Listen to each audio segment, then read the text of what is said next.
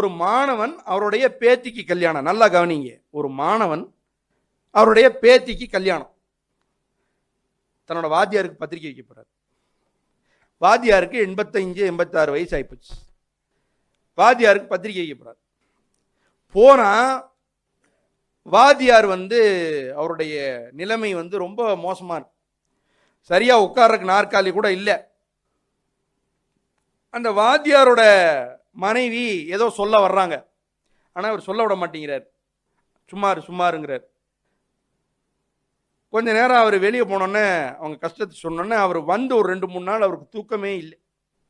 என்னடா நம்மளை வளர்த்தி விட்ட வாத்தியாருடைய வீடு இப்படி இருக்குதுன்னு. அவருக்கு 85 வயசு ஆகி, அவருக்கு 85 86, இவர் பேத்திக்கு கல்யாணம்.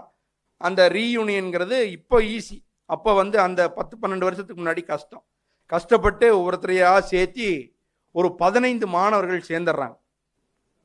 அந்த 15 மாணவர்கள் சேர்ந்து பணம் போட்டு அந்த ஆசிரியருக்கு வீட்டை கட்டி கிரகப்பிரவேசம் செய்து வைத்தார். இது ஏதோ ஒரு நூலில் வந்த செய்தி அல்ல, உண்மையாக நடந்த செய்தி.